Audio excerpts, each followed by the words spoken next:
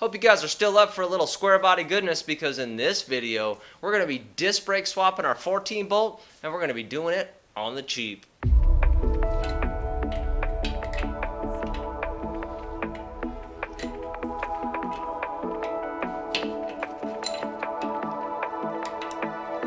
Watching it end again and again.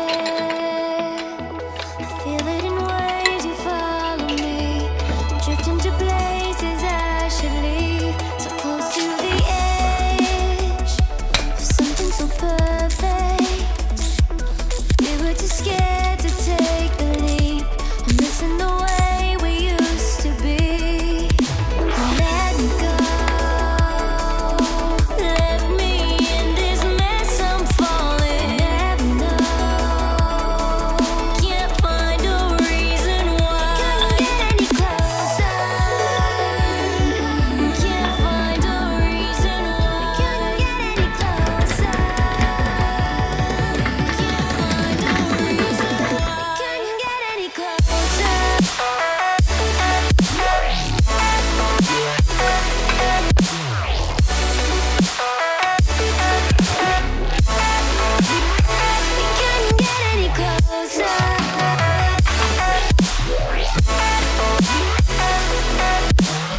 Got these chilling up on the bench here. So this is basically K20 front rotor. These hubs used to be attached to drum brakes, just like these ones down here. Knock these out, bang, bang, bang, bang, and then you put the rotor on the backside and drive the studs through. So simple as that. I could have used these on what I got over there, but I just ended up getting a free 14 bolt from my buddy, so I went with it. And then these are some Ballistics Fabs mounts. So this mounts the calipers. I already got the bend in it, you know, got to run a spacer, and super cheap. I think these were like 30, 40 bucks or something. They were super cheap.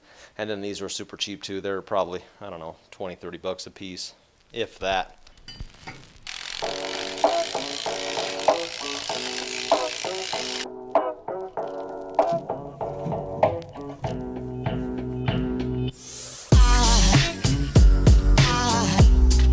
Aside from my soul,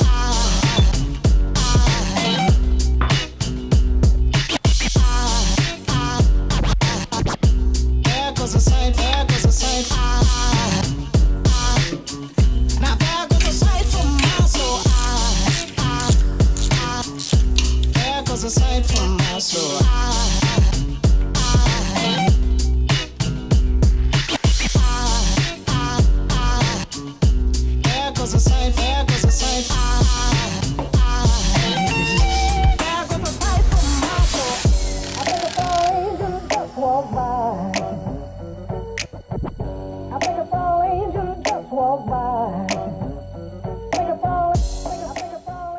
If you're new here and you want to be a part of the Dix4x4.com garage family, go ahead and hit that subscribe button. If you like this video, go ahead and hit that like button.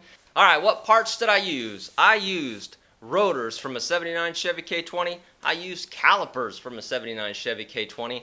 And I got the caliper brackets off of Amazon. They were super cheap, like 40 bucks. I would say if you had to put the money into this or the drums, I would say just go ahead and do this, because it's going to be better in the long run. Till the next video, when we're going to be making up some brake lines, you guys take it easy.